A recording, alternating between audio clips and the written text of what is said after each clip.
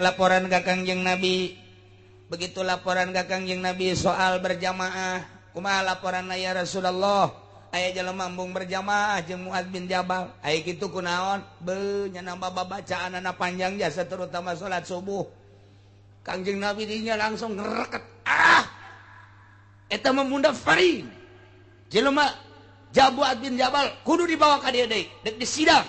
Lain hayu kena berjamaah jelema endahan teu berjamaah kudu jauh salat mah ulah panjang-panjang lamun berjamaah jeung nu asing lantaran di tukang ngentepan aya aki-aki aya al-kabir aya ad-dhaif aya al-hajah jelema teh aya nu kolot jelema teh kapan di tukang ngentea aya kitu nu boga kabutuh wah ieu berjamaah salah ieu Muad bin Jabal panggil ku Kangjeng Nabi mun berjamaah deuleuan heula cek Kangjeng Nabi deuleuan aya tamu teu lamun kira-kira aya tamu ngora apa kolot ternyata ieu mah kolot teu beukieun kana salat cepatkan salat ieu ternyata aya tamu asing can pati beukieun kana salat ieu mah cepatkan salatna namun kitu mah tamuna bangsa geus beukieun kana salat silakeun ka salat tah Kangjeng Nabi satu saat pernah ngomong salat sing cepet ka Muad bin Jabal berjamaah. Tapi ke Abi Musa Kangjeng Nabi nyarios lamun urang berjamaah sing taliti tarapti tartil rada lilakeun salatna lantaran Abi Musa mah ieu nu berjamaahnana jelema-jelema ahli Allah kabeh tuh kurang dipadukeun nu ieu mah ka ieu mah titah lalaunan salat ka ieu mah titah cepet atuh saha musuhna harita mana situasi jeung kondisina di deuleu ku Kangjeng Nabi mentak urang ge jadi imam teh deuleu heula. Oh, kan tidak, bisa jumping ke apa ini? Taraweh budak kan 7 menit 20 rakaat. Eta si kumaha ngalempangkeunana.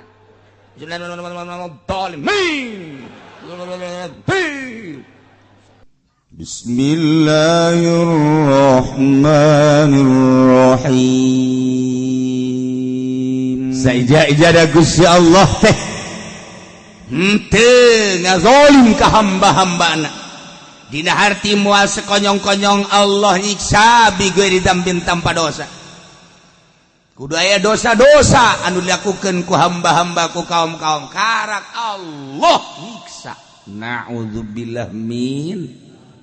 Urang ngadoa ka Allah mudah-mudahan Tangerang diamankeun ku Gusti Allah. Mudah-mudahan Banten diamankeun ku Gusti Allah. Mudah-mudahan Pulau Jawa diamankan ku Gusti Allah. Mudah-mudahan Indonesia diraksa ku Gusti Allah sehingga ulah terjadi siksa-siksa Allah.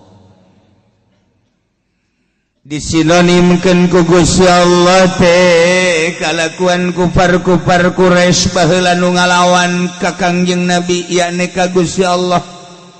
Kada bi ali fir'aun walladzina min qablihim tingkah para kufar teh percis kos tingkah-tingkahna Firaun jeung para kaum-kaumna jeung jelema-jelema nu samemehna kumaha kitu kafaru bi ayatillah kalupur ka ayat-ayat Allah. Ketika Kangjeng Nabi Musa mawa ayat dibohongkeun ku Firaun, ku keluarga Firaun, ku kaum Firaun, ku tentara Firaun, seluruh walladzi min qablihim bahkan jelema nu samemehna ge. Ketika datang Kangjeng Nabi Ibrahim dibohongkeun ku kaumna. Ketika Kangjeng Nabi Sulaiman datang dibohongkeun, Kangjeng Nabi Daud dibohongkeun.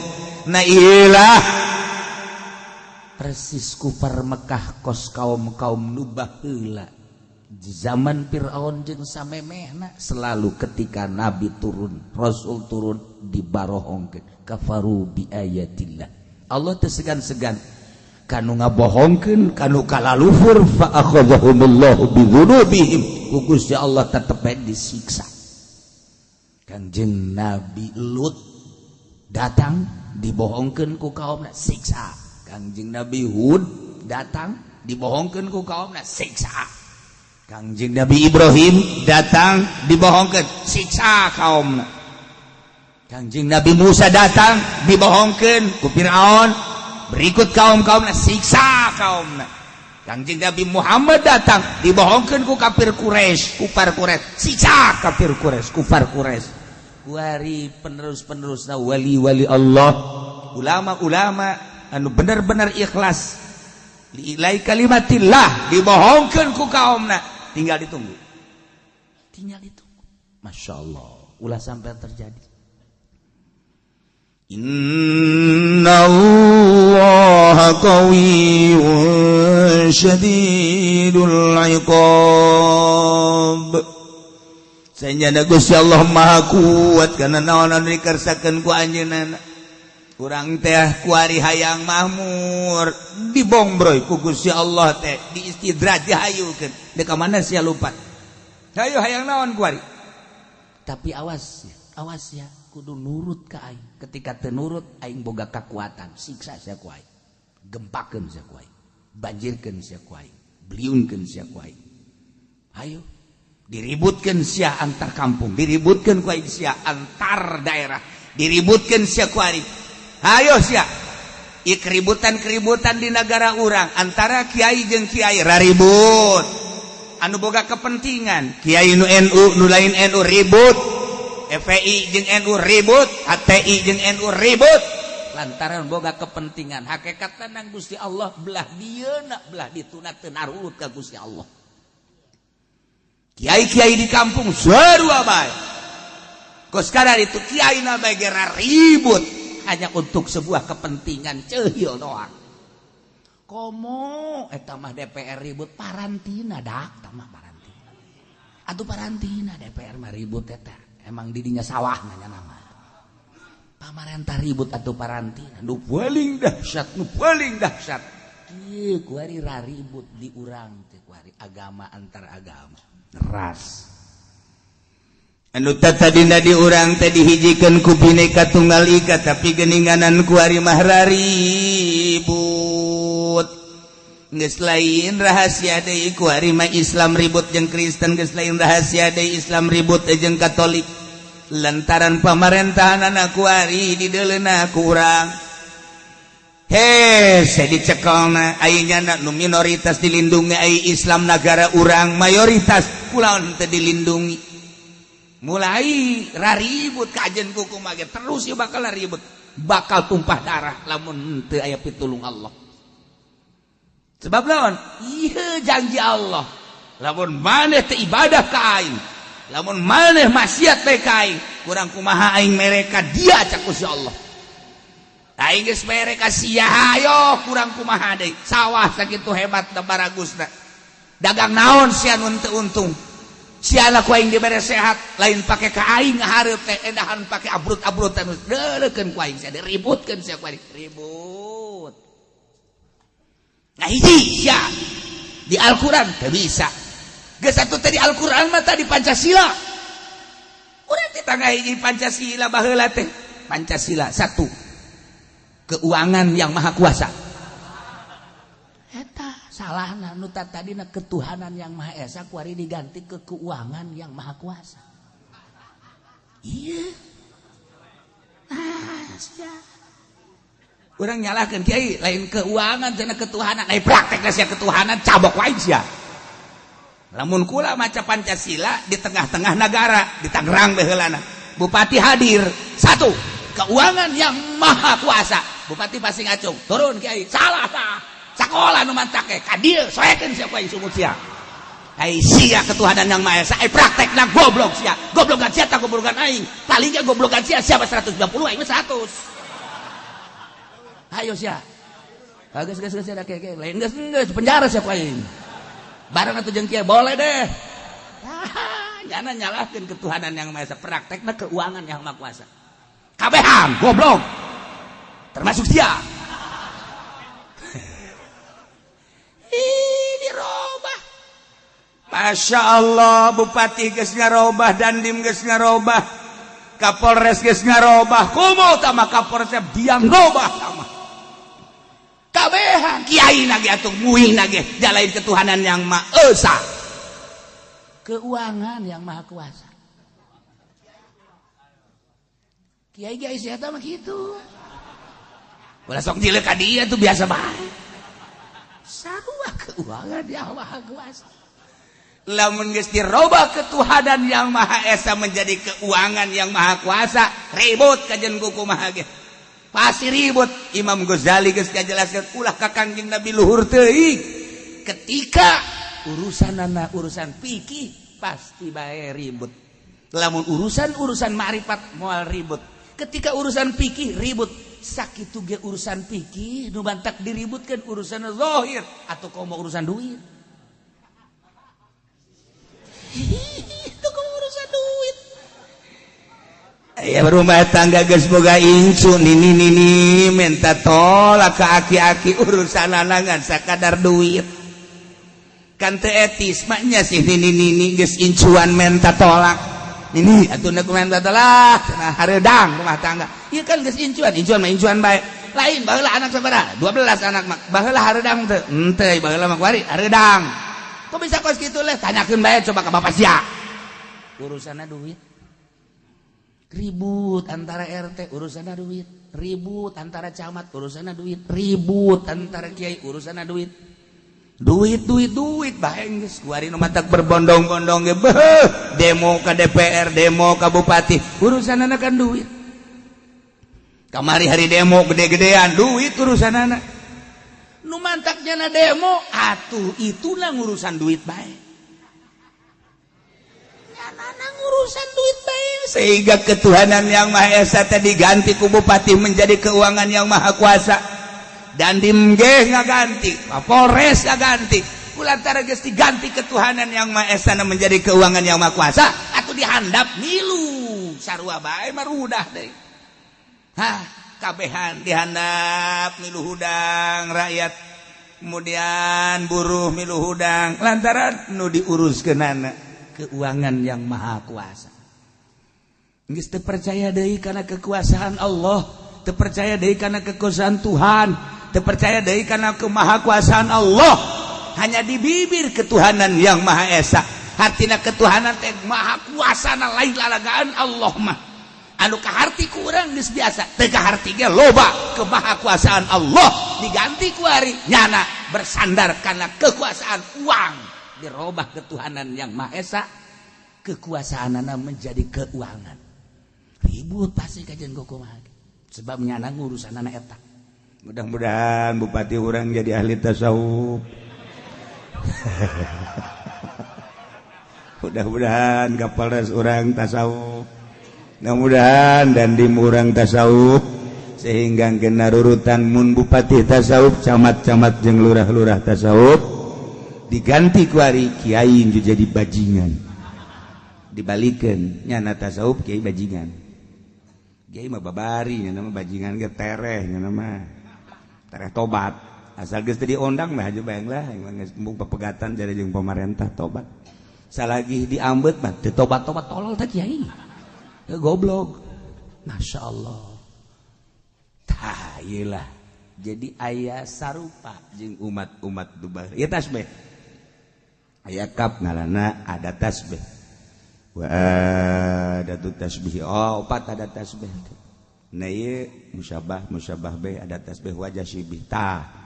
Dibuang ieu teh musyabah da buha ulai kada bi ali fir'aun.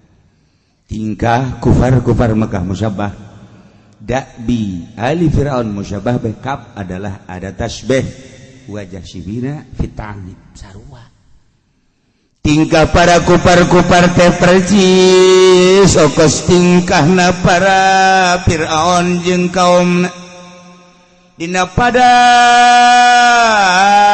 boga kalakuanana kafaru bi ayatillah nu ujung-ujungna bakal fa'akhadhahumullah mun baheula rombongan Fir'aun kufur ka ayat Allah yakni ka Taurat kemudian disiksa dengan kakufuranana atuh sarua bae di zaman Kangjeng Nabi ge kufar Mekah teh kala lupur ka ayat-ayat Al-Qur'anul Karim atuh disiksa ku Gusti Allah dengan bentuk siksa yang berbeda. Ia terus berlanjut sampai ke akhir zaman. Ulah sampai nunggu siksa orang. Selalu lobakeun istighatsah, lobakeun tobat ka Gusti Allah, mun aya negarawan pemerintah anu keterlaluan mabok misalnya zina misalnya korupsi misalnya toel saeutik ulah korupsi bae bisa disiksa bagi dua. Ya Karim ya Allah urang kade korupsi gal poe jasa masyaallah kade ulah dilawan Allah sebab Allah mah qawiyun maha kuat syadidul iqab pohara pisan dzalika bi anna Allah lam yakum ghairan ni'matan an'amaha 'ala qaum hatta yughayyiru ma bi anfusihim dzalika itu siksa-siksa anu datangkeun ka para kafir-kafir teh belah dituna nu baraheula belah dina kufar-kufar Makkah disiksa ku Gusti Allah dengan siksaan anu dahsyat melalui tenggeulan-tenggeulan malaikat langsung ditenggelna make alat-alat palu langsung ti neraka dihantem ti hareup dihantem ti tukang berubah wajahna acur-acuran kulitna ge menjadi hideung sakumaha areng kajadian anu pohara ese nyaritakeunana sebab ieu mah siksa bakal terus berlanjut setelah Kangjeng Nabi para sahabat tabi'in datang ke tahun 2018 aya.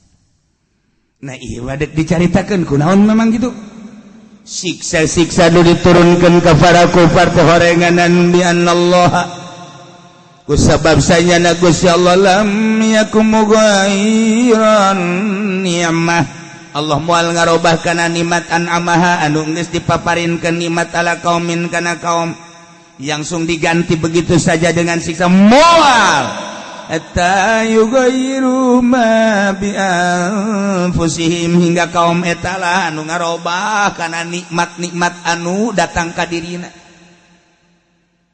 nikmat maka pan pamere Allah ulah dirobah syukuri mantak ya anu ngahartikeun merubah nasib salah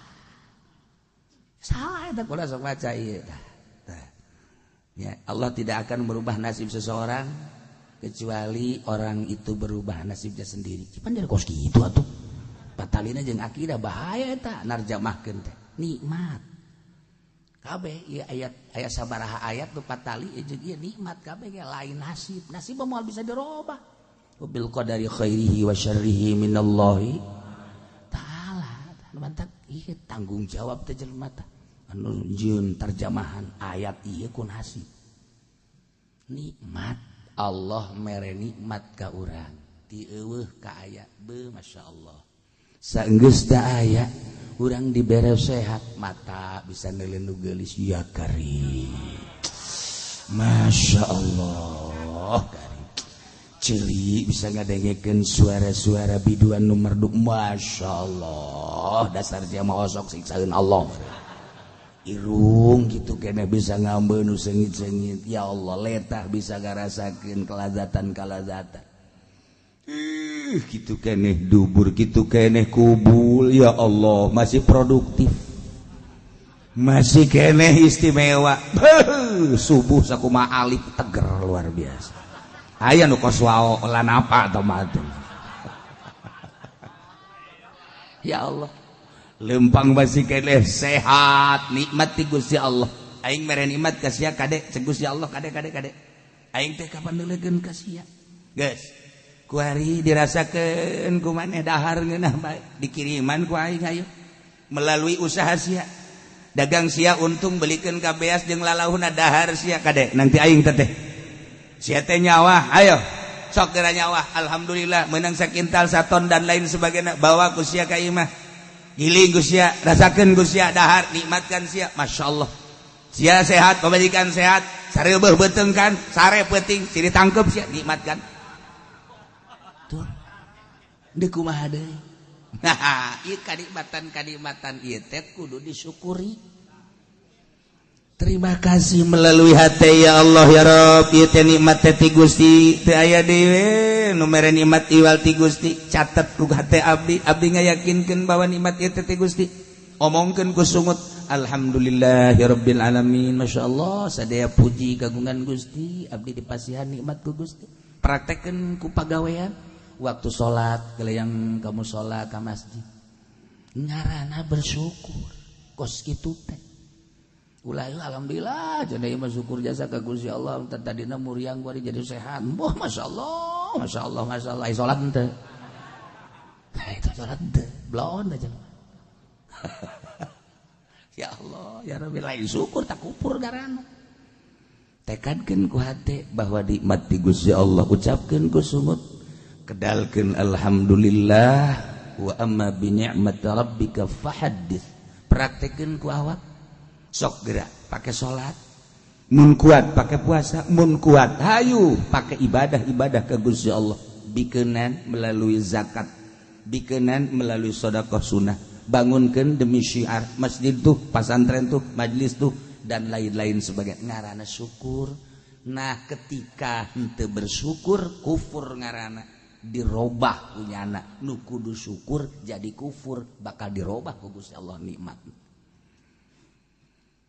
Ulah kaget lamun kamari ieu dagang maju ku Gusti Allah teh keur diimtihan dicoba hik si maneh ka aing teh hayang sugi pepentaan teh. Dibere ku aing sia sugi sok geura dagang alhamdulillah nu tadina rugi jadi untung tina kauntungan tadina teu boga motor jadi boga naikeun kauntungan alhamdulillah ke katakan ti Gusti Allah ku ari geus kabeli Avanza jol by a Fortuner. Masyaallah kabong bro himatul aliyah keluar isuk-isuk jedur balik sore-sore jedar usaha teh banting tulang geus teu jaho kaler kidul alhamdulillah kabelilah Fortuner. Nah cek Allah tujuan maneh hayang sugih teh kapan geus cik dek syukuran apa dek kufuran maneh ka aing dideleukeun sia ku aing. Ketika bersyukur, lamun syukur ke Allah la azidannakum, tambahan siapa. Tapi wala in kafartum inna azabi lasyadid. Sia kufur ka aing, kurekeun moal kebal deui. Awas aing maha kuat, aing maha ningali, aing maha sagala-galana cek Gusti Allah. Nang aing teh sia. Ternyata ku tutang kote tengnya kakarak boga Fortuner ge beuh rarasaan teh dunia miliknya na kanyawan miliknya na eta nawar kangkung ge geus teu make curug cak Habib teh mah make jempol suku. Ini berapa ini? Ini berapa ini? Nih buat monyet saya. Ambo, masyaallah. Kufur ya kufur dideleukeun ka deku Gusti Allah. Ya Allah, ya Rabb. Ngadahar baso geges lain deui nya nama baso sabaraha duit jeung pinggan-pinggana jeung karanjangna sabaraha duit jeung hulu sia sabaraha duit ambo udah pohara itu iyalah kufur kuari manggeus teu ngambeuk kana majelis salim nu tadina osok ngaji nu mantap ku Gusti Allah ditayakeun ge nya na osok daek ngaji sanajan di handapeun tangkal Ambon. Dada deres baik, wari mangges boga Fortuner, nyana teh encan boga Alphard, encan boga baby band kakarak Fortuner doang boh minggu geus di puncak, nyebut lagi geus di puncak, punclak, geus di punclot, ya Allah ya Rabb, nggak pila mana nu teu kabeli ku nyana, sewa ku nyana, salin ganti awewe. Kamari orang Cina, kuari orang Korea, orang Subang Majeng Karawang geus tama jalan kacai. Kufurnya na. Masya Allah karim. Moal kebal deleukeun. Cabut kesehatanana. Cek darah. Waduh, gulanya ada 1.500, Pak. Yang bener ini, dokter gak salah. Iya, di situ masih kuat itu. Biasanya 1.500 udah Pak mati. Saya baru dengar 1.500. Biasanya cuma 300, 400, 500, ini 1.500. Gak tahu ini alat apa salah ya Pak. Bagaimana ya? Yang jelas ini 1.500. Udah ini mah sampai rumah langsung suruh bikin kuburan aja ya. Iya, jasa cabut ku Allah karimatan anak. Masya Allah, kawan ada puyang ya bebeja ka pemajikan cek atuh Pak. Dicek dokter, darah tinggi. Ya Allah, 790. Darahna ambo. Pamajikan kayak bingung, dokter tolol naon dia. Nggak tahu cek dokter, alat saya menunjukkan 790. Ini kalau makan daging sedikit lagi udah jadi 900. Udah siap-siap dah ke sono. Geus tenang geus tah. Nikmat nu kamari ngadahar naon bae bebas. Nikmat nu kamari nginum naon bae bebas. Nikmat nu kamari lelempangan kumaha bage kendala. Kuari lempang geus asa oyag-oyagan. Dahar diatur teu meunang ngadahar daging, teu meunang ngadahar gitu lauk asin, uyah dan lain sebagainya, manis-manis ulah. Masya Allah, konsul deh ke dokter. Dok, saya udah lama nggak makan daging karena penyakit darah tinggi. Ya terus kira-kira kalau sapi sama kambing dahsyatan mana? Dahsyatan sapi. Kambing mah tuh nyepak nggak seberapa tapi sapi. Waduh. Sial ta dokter, urusan anak sepak ya bayu. Dokter hebat ya pokoknya kayak gitu. Asa dibunuh, asa di dokter ya. Masya Allah, itu orang bilang katanya, panasan daging apa namanya kambing, salah. Sapi yang lebih dahsyat. Boleh dah makan kambing, udah nggak apa-apa. Penting sampai rumah makan daging, nggak lama lagi dah. Dok, gimana sih dok? Lah iya, cabut ku Allah. Awas teka rasa tak kurang. Allah maha segala-galana. Dzalika bi anna Allah lam yakum mughayyiran ni'matan an'amaha 'ala qaumin hatta yughayyiru ma bi anfusihim. Urang anu dibere nikmat ku Gusti Allah lain syukuran kemudian kufur ka Gusti Allah, delekeun ku Gusti Allah, sia geus ngarobah nikmat menang ti aing, dirobah deui ku aing sia. Sok kabaheula teu boga sapatu sia, hayang boga sapatu. Nah, kuari geus boga sapatu, pake ku sia gan bisulan dampal suku sia. Sapatu dibabawa, lain dipake, abeh kajahoan ku batur boga sapatu beli. Tapi nah digantungkeun di pundak. Tinggal cek babaturan itu sepatu kudu di pundak. Aing boga, ngan bisa dipakai. Emang kunaon bisul dampal suku aing. Tuh. Bandingkeun maning mana nyana boga sapatu jeung teu boga sapatu. Baheula teu boga sapatu sehat suku, kuari boga sapatu bisul suku. Ayo sia bandingkeun ku sia. Ya. Nah, gitulah selalu. Baheula mah keur manehanana alhamdulillah hidup sederhana. Beuh kamu sholat ka masjid ka majelis taklim, aya maulidan aya rajaban pangheulana nyana nyumbang. Kuari barang geus luhur ngapak hirupna geus teu nyaho ka nu leutik. Masyaallah kuari mah wayah muludan nyana di puncak, wayah rajaban nyana di Bali. Oh geus sararese lebaran geus teu bisa dihubungi HP-na. HP-na geus teu bisa dihubungi, aya di Singapura nyana. Allah karim pohara ya barang jadi bos teh orenganan hateletik nama cerik lantaran baheula keur hidup sederhana jeung pamajikan dek jam sabaraha bae ceklak masalah barang kuari hirup geus ngapak di toelan dia teu daek hudang geus berobat-obat diurut geus diurut masyaallah tah sia duit loba beuli ku sia awewe bisa opat sia tapi teu hudang naon artina. Ayo nyana nangkarak bae diome ku pamajikan opat. Ha, geus nu hiji dadah ka udah saya mah cerai aja. Emang gua buat apa begitu? Nu hiji deui sarua bae, mumpung ora keneh kula dek balik bae ka. Sieun naonan, henteu naonan, kula ge butuh. Balik tinggal 2 deui, bertahan 2 deui. Teu kuat ngan 10 poe doang. Balik tinggal hiji dia nyana hirup sorangan bae goblok aing sugih ongkoh. Tapi aing sorangan bae hirup luntang lintung nyana palingnya nangkep guguling naonan ya guguling mah urang nangkep cicing bae Bandung mah nu mantep ditangkep nyana nangkep deui kan karasa aya guguling atuh mendingan jeung kebo atuh keboona bisa nejeh nyana.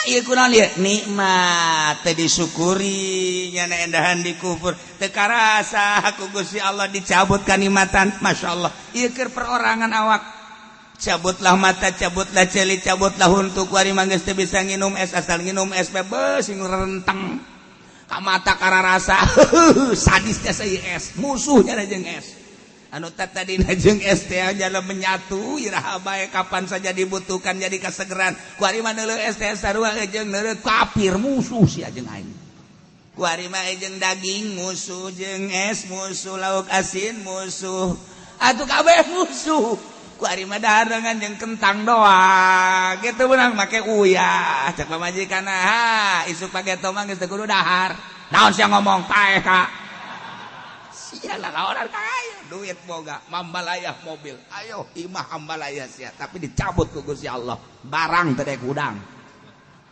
beureuh mangkaning nikmatud dunya salasa nikmat dunya teh ngan aya 3 doang geus eueuh deui kanikmatan teh ngan sakadar nikmatud dunya kan 3 hiji naom hees eta kanikmatan 2 nomor kadua aku belah nyium nomor kaditulu nomor katiluna idkhalu zakar ngabebaskeun si eta geus sakitu nikmatun nya anak wari dicabut teu bisa hees konsul ka dokter mobil ambalayah imah mewah kadaharan lobang teu bisa hees tersiksa jangan ayo sia Masya Allah karing jeung pamajikan ge sarua jeung kadal atuh kan aya mah aya tapi geus eueuh hasrat da kumaha atuh janyanana dicabut ku Gusti Allah ayo ese jasa aduh aing cenah hirup kos ge jasa pamajikan dengan nasehatan paeh bae ka sia kunaon kitu atuh ditaon cenah teh hirup oh mangpaatna ai kitu mah paeh kula ngora keneh bisa kawin deui jeung saya goblok sia nganyerikeun hate aing sia kuat dicabut ku Gusti Allah ieu naon nikmat lain disyukuri tapi dikuput tapi loba jelema anu syukuran ka Gusti Allah bu tatadina susah tatadina mangan sakadar dagang leuleutik kanan ditaekeun ku Gusti Allah tapi nyana bersyukur terus bae la in syakartum la azidannakum santunan yatim piatuna terus fakir miskinna terus be tatangga terus nggak bangun terus makin ditaekeun ku Gusti Allah tatadina boga mobil teh kekarak 10 ku ari mah geus 100 hese make kan mobil ngan dideleukeun doang hese make nu mana ieu sih make mobil ieu 100 na baik-baik kabeh ya Allah ya Rabbi sapatu 100 sendal 100 hei hese make na hese make tapi kunyana dimanggakeun beta mobil aing 100 sia beusi deuk make pilih nu mana bae kajen teuing aing mah nyewa ge wah hebat amat teh jelema nya beusi deuk mararake los tak aing mah kajen nyewa angkot bae ambo par sapatu aing parake los Gusti sendal aing parake los asa ulah pamajikan aing bae dipake Gusti bahkan aing sia butuh-butuh teuing mah pamajikan aing los pilih Gusti tah aing deuk dipicen los jang sia kawin heula abe aing bisa nyandung deui boh tak bojore amat cak pamajikanana beusi batur butuh aing deuk jadi sahabat ansor sakeun nanti ka ulah sok leuleuwih ngomong ka ya Allah orang ge sahabat ansor kos kitu mah muhajirin datang ke Madinah teu baroga pamajikan kapan nama hijrah di Madinah teh anu boga pamajikan 2 kita milih tah aing boga pamajikan 2 demi keagungan Allah demi keagungan Muhammad demi keagungan Islam maneh ngabutuhkeun pamajikan aing boga 2 pilih ku sia salah sahijina masyaallah matak hubbul ansor dakhala jannah cinta ansor surga atuh ansor lain lalagaan nyambut kedatangan muhajirin papajikan ge dibikeun ya karim lain ansor NU sama kade ansor NU ansor NU naon teh zalika bi anna Allah lam yakum ghaira kejadian siksa-siksa Allah anu diturunkeun ka para kufar-kufar di zaman baheula depikeun ka zaman kufar Quraisy eta teh ku gara-gara nama manehanana henteu bersyukur ka Gusti Allah bahwa Allah teh kapan henteu erek ngarobah kana nikmat nu geus dibikeun ka kaum kecuali kaum eta ngarobah nikmat nu geus dibikeun ka kaum eta bangsa Indonesia teh merdeka tahun 40 di bawah bendera merah putih Bung Karno dan Bung Hatta dibuatlah aturan Pancasila Bhinneka Tunggal Ika NKRI negara Kesatuan Republik Indonesia, satu negara, satu bahasa, satu nusa, satu bangsa. Sabang sampai Merauke disatukan. Duduk sama rendah, berdiri sama tinggi. Urang bawa negara urang di tengah-tengah dunia, maju di bawah Bung Karno dan Bung Hatta. Kunjungan ke berbagai negara, sangat disegani Bung Karno. Di Jepang sangat disegani, di Amerika luar biasa, di Uzbekistan malah menemukan makom Imam Bukhari, di Rusia sangat menghargai Bung Karno, di Saudi Arabia tangkal kalapa dipelak di Jeddah oleh Bung Karno, kemudian di tempat Sa'i aya batu menang Bung Karno, terus ke Irak, kemudian ke berbagai negara. Tujuan Bung Karno, bangsa Indonesia supaya satu-satunya bangsa di dunia yang punya kehormatan yang tinggi, sehingga cita-cita untuk membuat PBB di Indonesia. Seperti etalah cita-cita Bung Karno dengan bahasa setiap ceramah, gantungkan cita-citamu wahai anak muda Indonesia di atas langit. Hebat Bung Karno, lain lalagaan. Hebat Bung Hatta, luar biasa. Di bawah bendera Sangsaka merah putih NKRI, luar biasa disegani di dunia. Nikmat merdeka dirasakan oleh bangsa Indonesia. Bersyukurlah sebab nu jadi presiden Bung Karno, nu jadi menteri-menterina, nu jadi gubernurna, nu jadi bupatina, kiai-kiai. Terteralah kuari setiap kabupaten nama-nama jalan kiai. Kiai Mustafa, Kiai Khairun, Kiai di Serang dan lain sebagainya. Eta berkat kiai ikut andil dalam membangun bangsa jeung negara di Indonesia. Di dieu abahna abah bapak kolot kula Kiai Haji Romli jadi lurah seumur hidup. Desa teh dipake ngaji ku Kiai Haji Romli mah. RT titah mawa masyarakat saurang 10 bae lamun boga RT 10 jadi 100. RW gitu kene, RK gitu kene. Eueureuna ngaji di desa, di majelis taklim, di musola. Hubungan bupati jeung lurah sangat erat lantaran ngemajukeun bangsa jeung negara. Masya Allah, hirup suasana di Indonesia antara Surabaya jeung Banten teh menyatu. Masya Allah, dibuatlah pada tahun 12 ya Muhammadiyah, diciptakan di tahun 26 NU, satu kesatuan antara negara jeung NU jeung Muhammadiyah, tidak ada saling menghina. Masya Allah, nikmat luar biasa. Negara agraris ngeunaheun pohara jasa.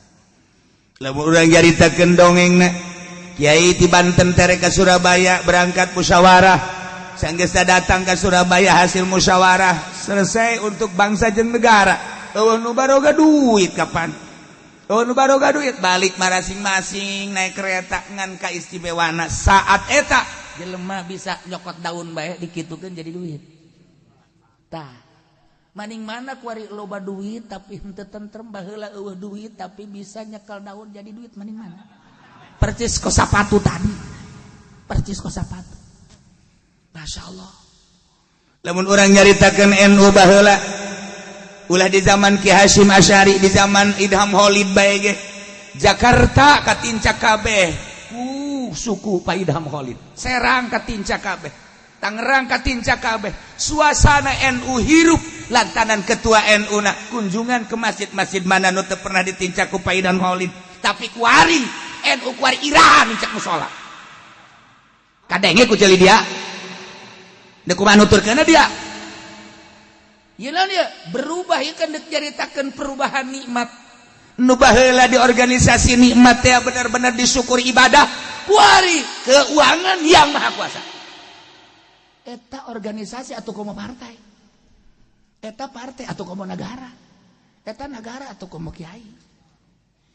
Wih, iki mah wis kabeh ge ya. Lah iya ge. Wis kabeh, wis iwak urip sekarang rebek ge. Masyaallah. Nah, iya naon nih maksudna? Perubahan, awas. tadina ketuhanan yang Maha Esa. Tidak ada Tuhan selain yang Maha Esa. Dan yang Maha Esa itu punya kekuasaan. Kita pasrahkan kepada kekuasaan yang Maha Esa. Tidak ada yang punya kekuasaan kecuali Allah. Sandarkan ke maha doifan kita, ke maha kuasaan Allah. Insya Allah bantuan Allah tetap ada. Insya Allah bantuan Allah tetap istiqomah. Tapi ketika kita berubah ketuhanannya dengan keuangan, sandaran kita kepada materi, dunia, uang, dan lain sebagainya, seakan-akan mengabaikan kemahakuasaan Allah. Engkau telah merubah nikmat yang aku berikan, kata Allah. Awas, gua cabut kamu, mimiti huntu umplak kabeh. Ayo sia, dekat harnaon sia, guhal gehol. Huntuan sia, ceuli culean gua. Aduh, sekolot culean kan teh etis. Masya Allah, batur gadare janang geus embungin.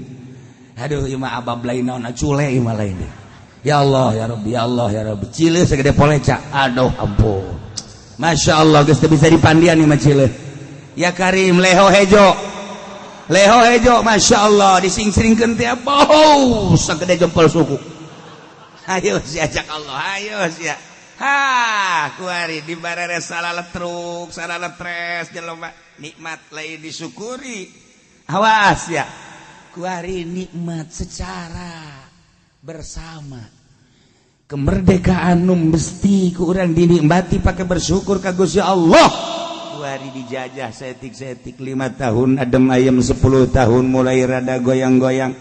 Ketika Pak Harto langsung seperti etalah dicekelah ku Bung Harto, berubah negara, kenikmatan lain dipakai syukur ka Gusti Allah, dipakai kufur kuari. Masya Allah, ku Allah terus kenikmatan eta dirubah menjadi siksa.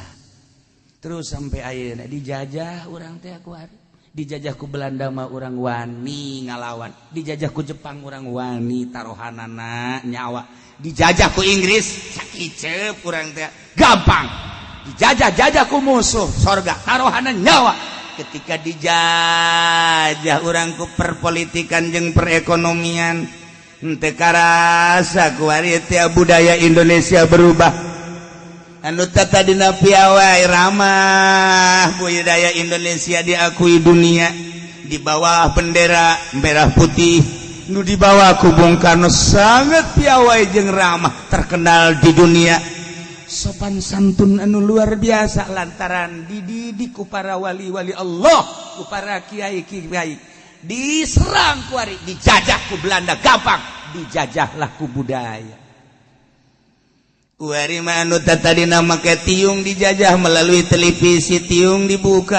Anu tadina make samping di Bandung teh istilahna aya istilah parahyangan, dibuka kuari mah.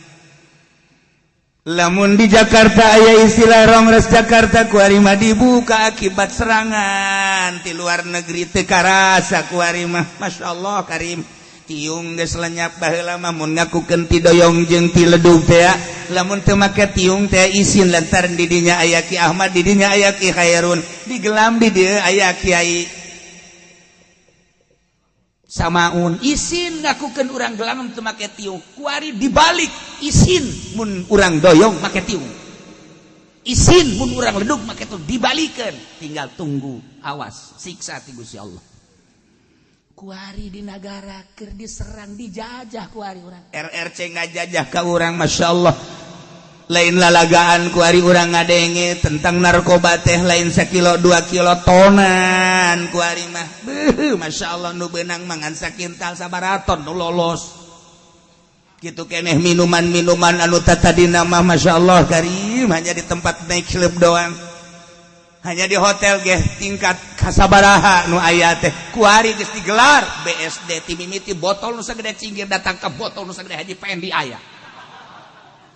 Minuman geus teh bahaya teu uya paya lantaran urang diserang, dijajah. Muina ngomong diiming-imingi banyak, jangan banyak ngomong hanya hanya oke hanya kabeh depan kitu keneh ngaranna ge dijajah. baheula mah urang lamun nyaritakeun partai petilu teh asa partai Islam eta teh dahsyat luar biasa lawana Golkar jeung PDI urang teh asa jihad fisabilillah padahal mah petilu. Tetapi lantaran didikan ulama saat eta urang boga perasaan seperti kitu asa jihad menang jeung elehna sabodo bener jeung teu benerna tapi perasaan bangsa seperti eta kewalahan Pak Harto sehingga makanya koleko Pak Harto coblosan langsung lamun secara jujur menang petilu tapi itu jujur nikmat awas nikmat ieu geus dirobah-robah nikmat ku Gusti Allah lantaran urang teh keur dijajah ku ari Amerika ngajajah ka urang kuari Rusia ngajajah ka urang melalui RRC urang teh dijajah di berbagai sektor ieu politik urang dijajah geus eueuh politik Al-Qur'anul Karim ekonomi urang dijajah kuari teh ku RRC geus acak-acakan saha anu ngadominasi ekonomi di Indonesia urang pribumi bahkan Gubernur Anies nyaritakeun tentang pribumi di demo teu meunang nyaritakeun pribumi teu kumaha coba betapa dahsyatna ieu naon ieu perubahan nikmat nu sakedeung deui lamun ieu teu dipertahankeun teu dikembalikeun nikmat kana syukur bakal disiksa ku Gusti Allah saha nu nyaho Jakarta dikerem Serang dikerem Pandeglang dikerem Banten dikerem aja Tangerang aman saya mah amin bae buku Tangerang ge sarua ayo sia antara nikmat ieu lamun teu disyukuri dikumpuri Allah gelekeun awas mantak ditungtung nawan Allah sami'un alim sing ade sanyana Gusti Allah teh maha ngarungu maha uningan neulekeun Gusti Allah teh ngadengekeun Gusti Allah ka bangsa-bangsa Indonesia anu keur dijajah kuari masyaallah politik dijajah teu meunang urang nyaritakeun politik NKRI teh kos boga polisi NKRI teh kos boga ABRI kudu NKRI mah bangsa Indonesia teu nurut ka nyana urang pajar teroris teu nurut ka nyana urang teh pajar PKI teu kumaha coba hirup di negara urang seperti eta kondisina kuari awas nikmat kembalikan urang pakai syukuran ka Gusti Allah merdeka anu geus sekian tahun urang syukuri ka Gusti Allah politik teh coba urang beneran deui atuh ngan ngomong doang pan urang mah teu jadi DPR atuh kieu cenah lain jadi DPR teu kapilih aing tiba heula aing hayang jadi DPR teu kapilih dek diacak-acak we jadi kursi DPR ku aing da kumaha urang nikmat masyaallah karim dirubah kuari nu jadi hulu politik kafir nu jadi hulu ekonomi kafir nu jadi hulu budaya kafir kuari masyaallah karim teu karasa mulailah kuari keluhan-keluhan kiai minta cai kunaon anak kula geus sembung sakola nyakelan HP bae rasakeun ku sia geus mulai unggal poe keluhan ibu-ibu ya Allah kiai anak teu daek sakola cek cenah main HP bae nu hiji daek sakola tapi pamolikeun motor gede puguh makna ge dagang uleg motor gede aing inget mega uleg tatungtung geus tah bahasa uleg atuh jalamu macan dagang uleg doang anak yang motor bedek asal geus dibalikeun motor emang daek sakola tuh moal jatah sarupna motor mah lain jang sakola tah mah jang ngetrek dia teh kumaha ayo sia kawalahan wah berapa ribu ibu rumah tangga mengeluh tentang anakna iyalah hasil jajahan kafir geus sabaraha juta umat manusia kuari anu mengabaikan pendidikan Al-Qur'anul Karim jajahan kafir alhamdulillah masyaallah berhasil dijajah ku kafir geus sabaraha juta manusia ketika jual beli geus teu bakat tarima meuli tarima ngajual geus dijajah ku kafir melalui cek dijajah ku kafir melalui etol dijajah ku kafir melalui e-money dijajah ku kafir melalui transaksi anu di luar aturan Fathul Muin di luar aturan Riyad Takrib urang geus kuari teh geus teu berdaya dijajah ku nyana balanja di mana urang teh bayar di mana bayarnya di mana geus teu bisa terima meuli janjana ge make kaca geus dus kabur kuari teh hasil jajahan kafir dirasakeun ku urang kabeh kiai hanya membahas baheula tentang kumaha eta duit dipindahkeun ka cek ketika orang transaksi make cek kumaha dibahas di Bahtul Masail. Kemudian kuari dibahas deui tentang etol perpindahan uang melalui kartu kadeleuna mah tapi aya maknaan duit eta teh mun leungit berarti sarua jeung leungit duit kuari aya e-money anu ku urang ditenden di bank atau dibawa ku urang bisa diisikeun 1 miliar 1 triliun dan lain sebagainya. Nah ieu teh kos kara itu kumaha ieu budaya mana dan kumaha hukumna tantangan kiai geus teu dibahas kuari we jadi bahas ya kitu-kitu keneh.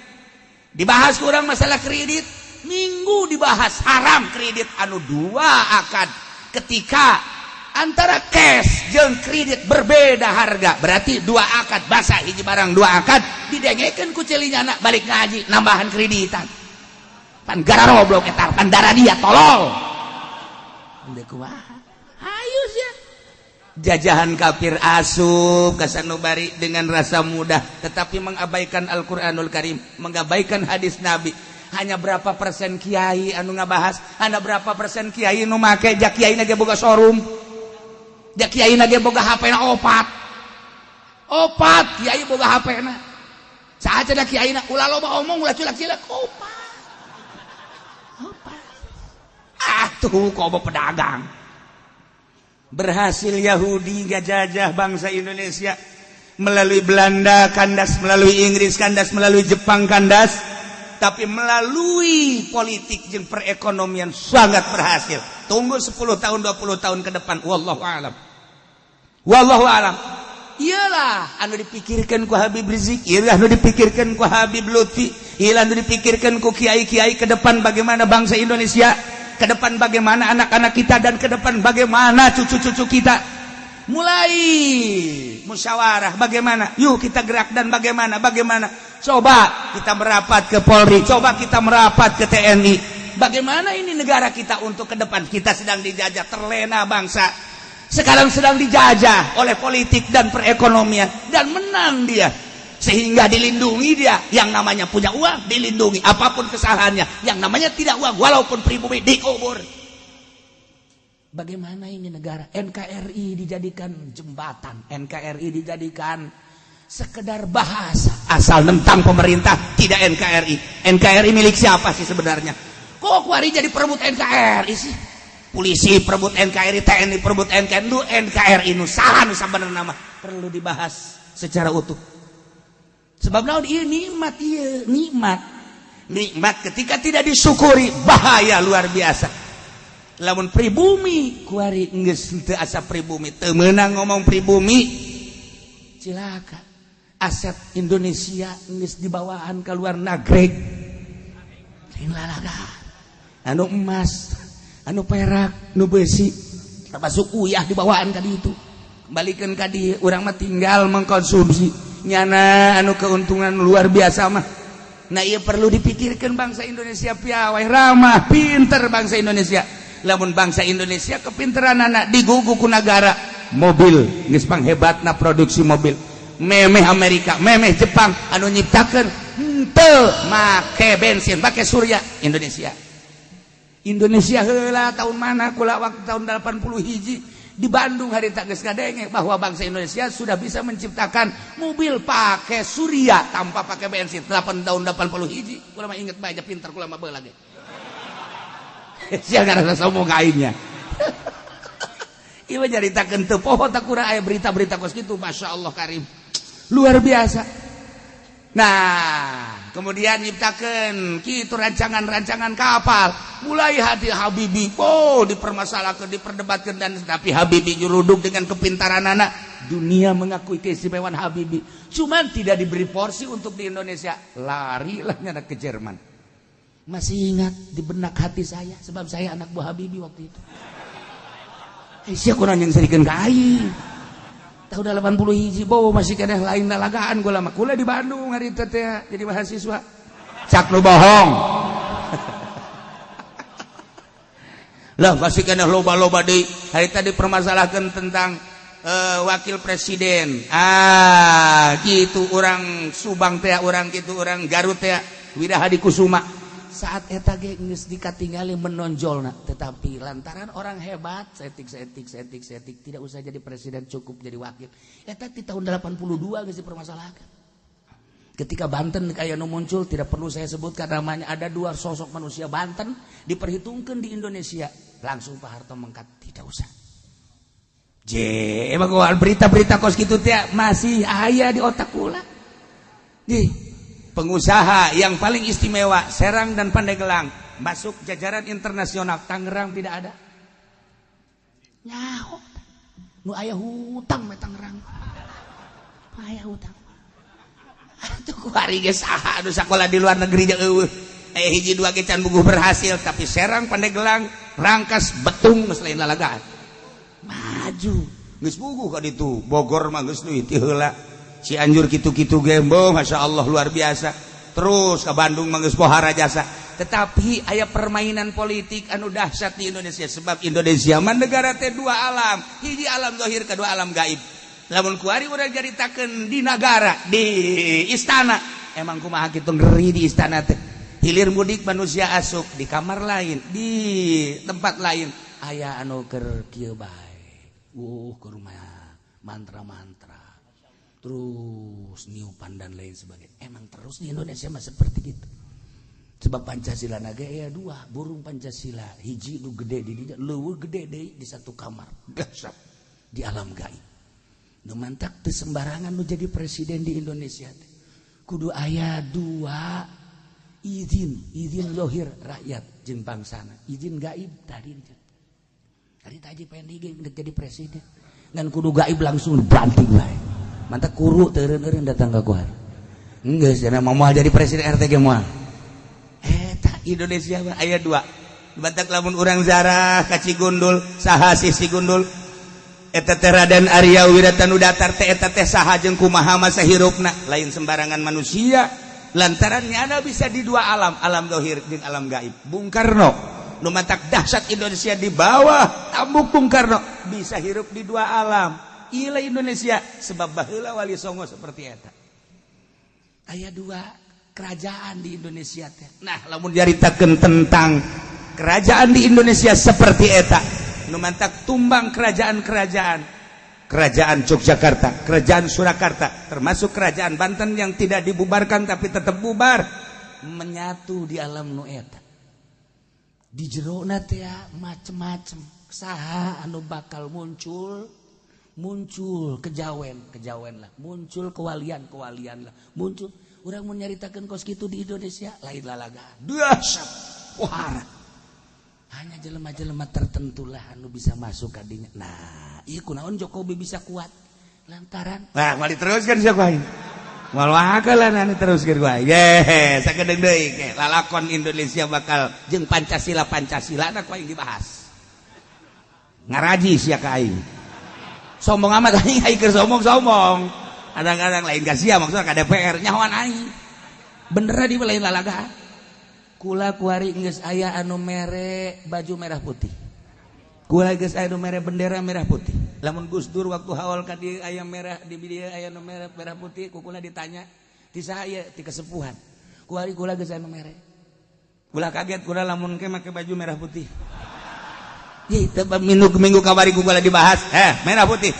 Ieu naon ieu kaharepna? Nah, awas ye, bahaya gede. Nikmat awas. Kembalikan urang merdeka di bawah naungan sang saka merah putih, di bawah tambuk Presiden Bung Karno dan Bung Hatta, dilanjutkan kuari ku urang poho karena nikmat siksa Allah bakal datang. Engke bakal loba anu ceramah tentang merah putih, kiai-kiai dan lain-lain sebagainya, sebab ieu geus keluar tidak aturan-aturan NKRI. Nyana ngomong NKRI justru nyana pengkhianat NKRI. Nyana ngomong NKRI, nyana bajingan NKRI. Kudu dikembalikan supaya ulah datang siksa ti Gusti Allah. Nah, dzalika bi annallah. Itu siksa Allah terhadap kupar-kupar nu baraheula belah dieuna kupar-kupar Quraisy. disiksa ku Gusti Allah lantaran Gusti Allah teh terek ngarobah nikmat ku Gusti Allah dibikeun ka kaum kemudian digantikan begitu saja dengan siksa tidak hatta yughayyiru ma bi anfusihim kecuali kaum eta lah nu ngarobah nikmat-nikmat mantak urang ulah ngarobah nikmat syukuri ku ari ku urang nikmat-nikmat ti Gusti Allah secara pribadi urang syukuran ka Gusti Allah secara kelompok bere penerangan syukuri ka Gusti Allah insyaallah Allah merubah dengan kenikmatan kembali nikmat-nikmat anu digantikan baheula ku parmekah teh harita keur lalapar hese ka dieu ka ditu dibere ku Gusti Allah kasuburan gandum subur korma subur sehingga lapar teh kuari jadi sebeuh kata pilih ku parimekah eta menjoin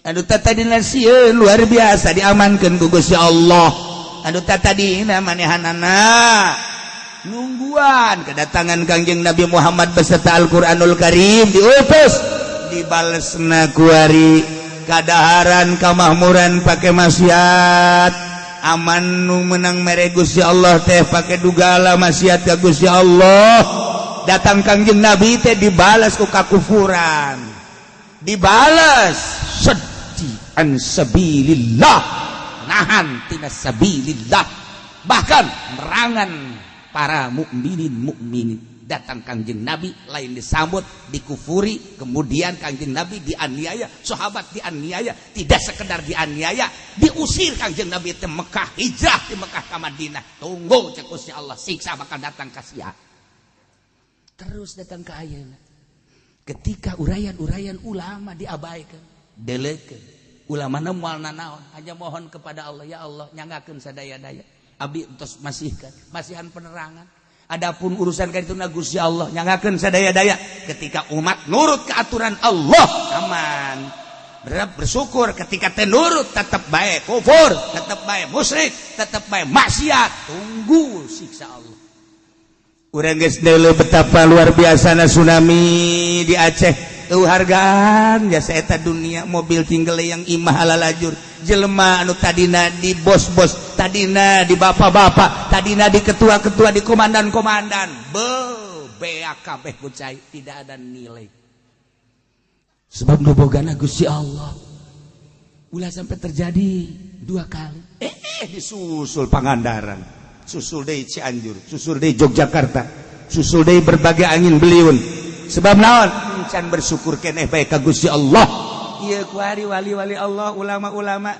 lain masalah naon ieu sieun datangna siksa Jakarta besi disiksa Pandeglang Banten besi disiksa geus puguh Jawa Timur Jawa Tengah umumna Indonesia besi kena siksa Gusti Allah teu kumaha mata kembalikeun geura-geura urang syukuran ka Gusti Allah sebab Allah wa annallaha sami'un alim sanyana Gusti Allah maha ngarungu maha uninga kakupingan ku Gusti Allah kakupingan ku Gusti Allah kauninga ku Gusti Allah lempang-lempangna manusia hate-hate manusia innallaha la yanzuru ila suwarikum walakin yanzuru ila qulubikum hate-hate kiai kadeuleu ku Gusti Allah ka mana sia lumpatna ketuhanan apa keuangan henteu abdi mah ai keuangan mah keberkatan Gusti ya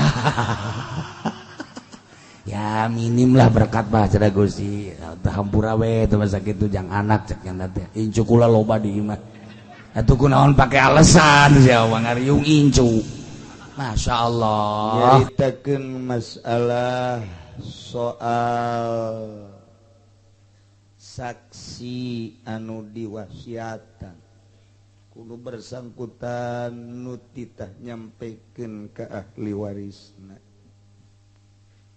eta saksi tersebut teliti heula kebenaranana bener apa henteu barang nu diwasiatanana coceng apa henteu jeung kebenaranana bener apa henteu maka saksi tersebut dititah sumpah na ieu mah geus panjang dongengna kamari ieu mah ditafsiran ku hadis Kangjeng Nabi lantaran Quran mah lain yang dibongkar ku pikiran urang jadi kudu dibongkarna ku ucapan Kangjengna ku hadis geus hadis teh mufassirun lil Quran hadis Kangjeng Nabi ge lain hakaneun urang ulah cara Muhammadiyah mah langsung bae neureuy hadis Kangjeng Nabi oh jelema beuki jengkol keneh beki hulu asin keneh masih keneh beki main catur keneh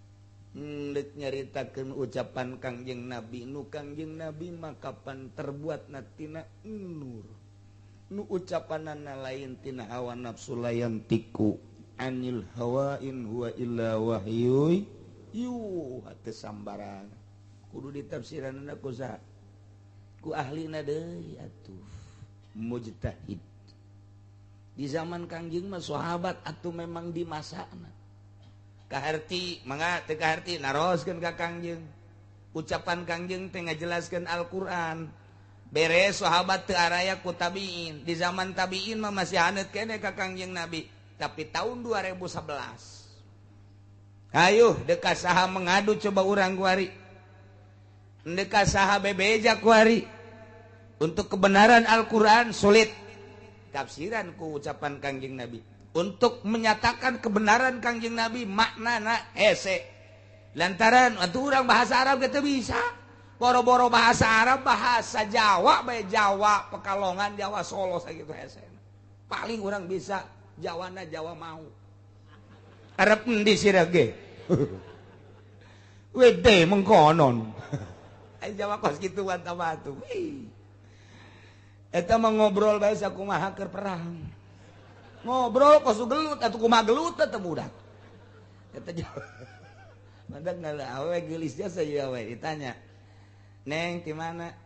Cicing bae. Neng di mana? Cicing bae. Neng saking pundi neng? Oh, mauk wah geus. Leutik hate aing mah geus.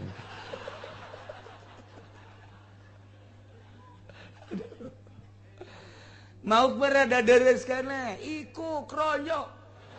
WG itu mah terparah sedunia ge. Jawane ora diterima iku mah. Boro-boro bahasa Arab bahasa Jawa ge. Urang ti dieu ka Mauk lain deui. Urang ka Kresek ka Kronjo Jawa geus lain deui. Urang ka Serang atuh geus lain deui. Ora pada iku Jawa ge wih. Masya Allah puyeng kita mah ge. Rajeg tapang parah nama rajeg. Tama Jawa lain Sunda lain ya tama. Tapi orang ngadenge ka Solo kali itu ya Karim Yogyakarta. Urang ngadenge orang Jogja bari ngoser, bari sumuhun dau, adat kekeratonana dipake. Kabita urang bahasa Jawa ge. Bae geus nunjukna ge geus ieu kieu. Geus ieu kieu. Aduh, wah jasa ieu. Tah jadi urang deuleu urang Jawa itu jeung Jawa Kresek, wede. Bedane akeh temen iku mah. Ya Allah. Urang Sunda we Sunda. Urang ka Bandung, ka Bandung. Terus ka Garut beda Bandung. Bandung jeung Garut Sundana beda. Beda seeutik gayana, teteh nya lugotna nu beda bahasana mah kitu-kitu kene. Garut, Bandung, Tasik beda. Ciamis beda seeutik. Mun kurang ditelek-telek. Tapi nu beda jasa mah Cianjur. Cianjur beda jasa.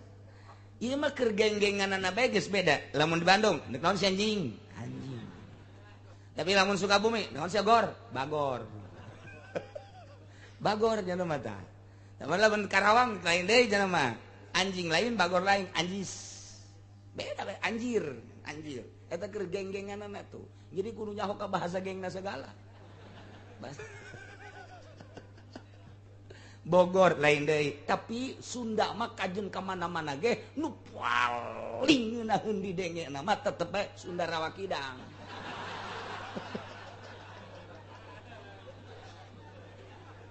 Tama eueun nu teu ngejat kabeh ge. Gua bae jelema mun ngadenge Sunda eta atuh geus ngejat bae kajen gua mah. Keur hees ge udang bae pokona mah. Sunda Rawa. Masyaallah. Tapi ada emang geus kitu bahasana tuh antepkeun bae. Masyaallah. Dia jeung saka di EWC di bawah teu. Hei, sakurang teh ieu. ngobrol tapi orang itu mah pan biasa bae eta teh ditanya ku kolotna ewesnya dibawa teu ka dieu ih di pohara cek urang teh atuh di ditu teu aneh urang nu aneh ge Masya Allah ilu dibuat di ewe lurah teu jero-jero acan weh urang jadi kieu bahasa tah urang keur carita jadi di Tangerang mah nu poharana jasa saya Jawa napang poharana Tangerang Sunda napang poharana Malaya lah di dunia kos gitu mual deh mual Melayuna tuh gitu sarua bae urang ada yang Melayu bolak weh gua mah lu cari deh igok di sini mana aya Melayu make igok Malaya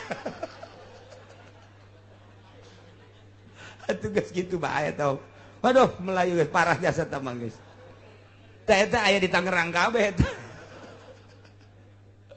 ya Allah tah dek tafsiran Al-Qur'an kudu paham heula hadis Kangjeng Nabi dek tafsiran Kangjeng Nabi kudu paham heula bahasa-bahasa mujtahid lantaran naon pan bahasa Kangjeng Nabi mah jawamiul kalim iraha Kangjeng Nabi nyarita rawi ieu mah kieu rawi ieu mah rieu rawi ieu mah kieu bari motif hukum anu sarua tapi beda-beda lantaran Kangjeng Nabi neuleuh saha nu diajak bicarana nu diajak bicara ieu mah kieu nu diajak bicara ieu mah kieu bicara ieu mah kieu aya jelema laporan ka Kangjeng Nabi begitu laporan ka Kangjeng Nabi soal berjamaah kumaha laporan ya Rasulullah aya jelema embung berjamaah jeung Muad bin Jabal aya kitu kunaon beuh nya nambah bacaanana panjang jasa terutama salat subuh Kangjeng Nabi dinya langsung ngereket eta mah munda faring jelema Jabuat bin Jabal kudu dibawa ka dieu deui dek disidang lain hayu kena berjamaah jelema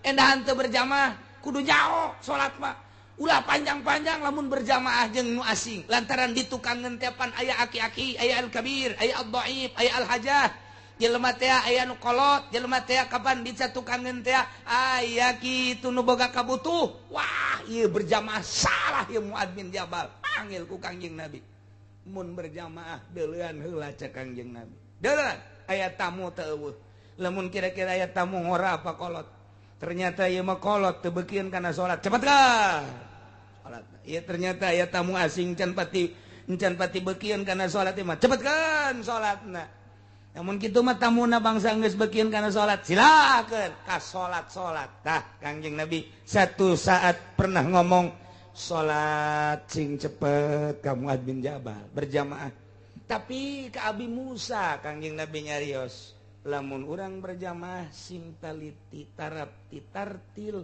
rada lilakeun salatna lantaran Abi Musa mah ieu nu berjamaahnana jelema-jelema ahli-ahli Allah kabeh tuh kurang dipadukeun nu ieu mah ka ieu mah titah lalaunan salat ka ieu mah titah cepet atuh saha musuhna harita mana situasi jeung kondisina di deuleu ku Kangjeng Nabi mentak urang ge jadi imam teh deuleu heula wow kan dideuleu ieu mun sajemping kabeh taraweh budak ngan 7 menit 20 rakaat eta si kumaha ngalempangkeunana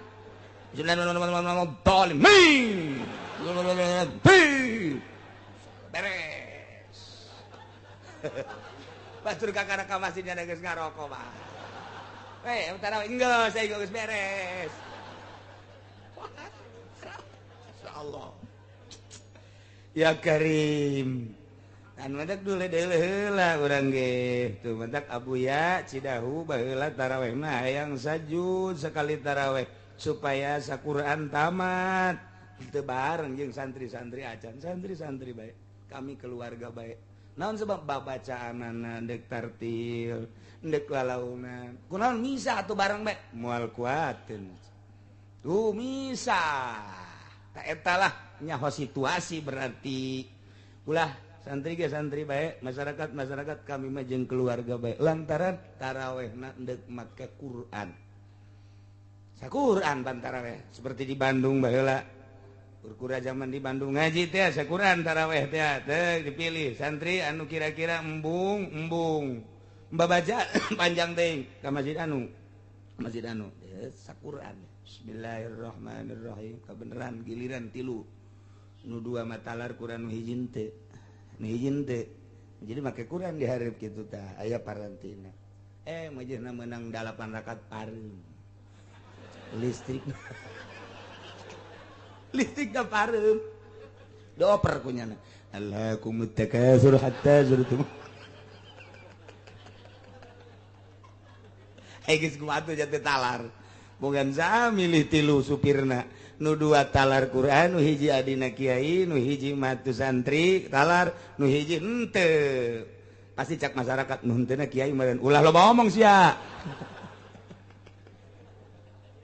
masyaallah ta eta jadi teu bisa ucapan mujtahid ge moal bisa dibahas ku urang cok bahasa Imam Syafi'i dina al-um nu sakitu hesena bahasa-bahasa kitu Imam Malik bahasa-bahasa mujtahid al-madzhabul arba'ah sejasa berarti kan kudu aya ashabna anu ngureikeun ucapan mujtahid mutlak anu ngucapan mujtahid ashabna engke eta ashab ge hese keneh diuraykeun deui ku mujtahid fatwa nah urang mah kuari hasil Imam Romli hasil Imam Ibnu Hajar dibelah dieuna deui terus diuraykeun deui ku Syekh Nawawi Banten akur bahasana jeung urang mantak maca we kita beriad ngeunah urang naon sababna eta diterjemahkeunana ku Syekh Nawawi akur jeung kahayang urang riad ge sakitu hesena dibacana ku nu teu mondok mah kuari deuk langsung hadis Kangjeng Nabi soekeun sia ku aing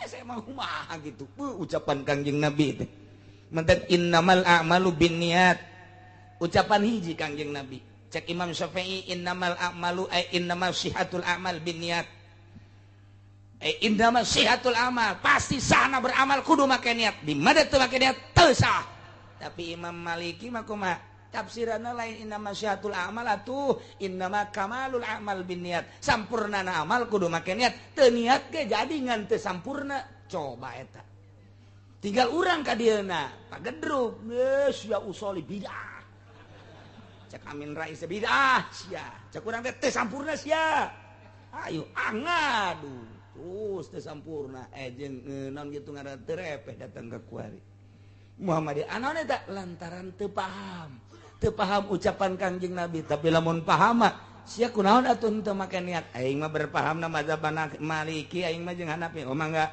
aing mah Syafi'i atuh Syafi'i mana sia kurang pondok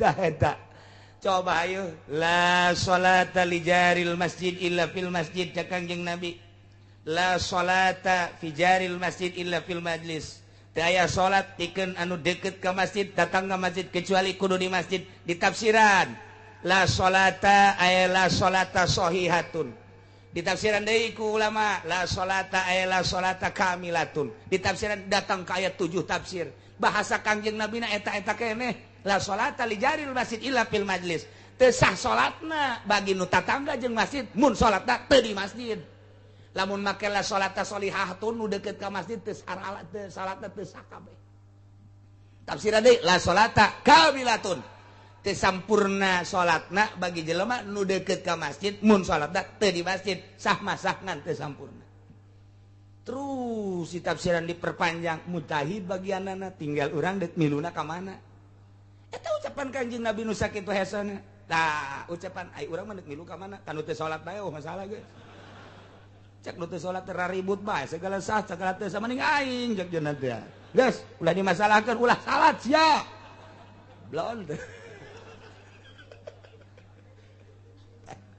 eta ucapan Kangjeng Nabi sok tafsiran anak saha nu mampu nafsiran gitu dia lain sa tafsirna nyana ge ditanyakeun eta nu mantak inna masihatul amal naon ta Imam Syafi'i teh takdirna kitu ngadalil ngadalil berbagai dalil dan argumentasi memperkuat bahwa innamal amal teh make sihatul amal usul fikih teh bagianna ieu nu mantak innamal amal lima sihati mal kamalul amal naon ngadalil dengan berbagai temuan-temuan hadis Kangjeng Nabi dan lain sebagainya dijieunlah kaidah Masya Allah kuari ucapan Kangjeng Nabi diomongkeun ku jelema nu tilok bake kopiah asana ceulina digertak kaji ku ieu keur carita ulah sambarangan Quran jelaskan ku hadis Kangjeng Nabi. Hadis Kangjeng Nabi jelaskan ku ucapan mujtahid. Ucapan mujtahid jelaskan ku kiai. Geus atuh kitabna masyarakat mah kiai sakitu bae geus hese-hese. Tuh kitab urang keur lempang. Tuh. Berarti kiai teh kitabna masyarakat. Aju kuari kiaina dibere sekupi. Ya, kitab kudu dibelem ya. Belum ya kitab ya. Keberes ya sekupi ya. Ya Allah. Mandak ku Allah tadi sinaran. Kitab acak-acakan geus teu kabaca ieu ku masyarakat kitab. Acak-acakan bahasana ieu kitab ieu. Cek masyarakat aing embung maca kitab eta. Urang teu kabaca. Urang teh loba sekupian. Aya golkaran di jerona. Teu kabaca ku masyarakat. Eta dijabarkeun teh kos kitu teh nurani, ruhani teu bisa dibobohong.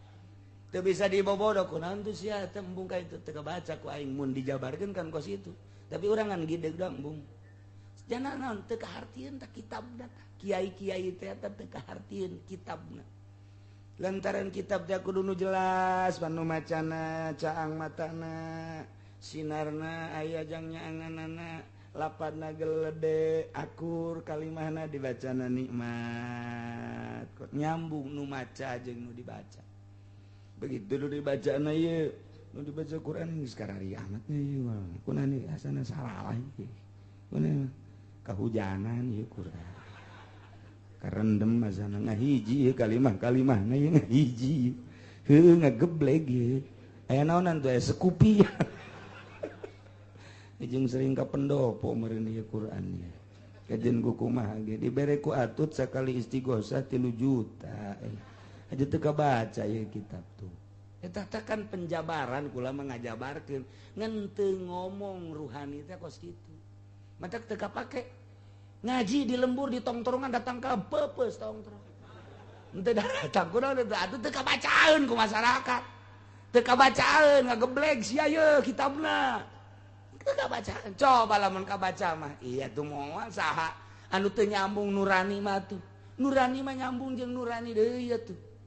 Tuh mantak ge ulah sama nah ye ieu mah keur nyaritakeun hadis sedengkeun ngaji hadis teh lamun hayang masarkeun hadis kudu tamat 7 kali mun Bukhari kudu 7 kali tamat mun Muslim kudu 7 kali tamat naon sababna lantaran bahasa hadis mah samitu samina qara'tu qara'na akhbartu akhbarna akhbarona gitu akhbarona akhbaroni berarti kan ieu tata lepah hadis mas samitu an anu samina an anu qara'tu an anu qara'na an anu tuh akhbaroni anu akhbarona anu berarti meunang ti saha kuari urang meunang ti majalah hidayah kitu ku urang dipidatokeun tanya eta hadis meunang ti saha hidayah lumayan sakjana 1 juta-jutaan jadi geus beunang ti koran segala ti majalah ai jang sakadar maca sorangan mah atuh itu salah mah masalah tapi ketika dibikeun deui teu meunang hadis mah kudu nyaho ti saha ieu hadis dan mata kudu ngaji ge mondok atuh sararia itu mah rondok tah gara-garana mah mendak teu nyaho tah mun hayang nyampekeun deui secara khusus ieu kudu 7 kali naon sababna hiji hadis besi aya nu kaliwat macana jeung maknana hiji hadis aya nu keur nundutan engke berarti sami nana poho sami tuna lalagaan berarti nah eta teh hiji hadis sabukhori kudu kadenge bener timimiti macana datang ka maknana naon kudu nyaksian urang di guru berarti kudu 7 kali karak silakan lamun kakarak sakali doang encan bisa kieu macana an Abdillah ngariwayatkeun ingsun saking Abdillah teu meunang kitu tetep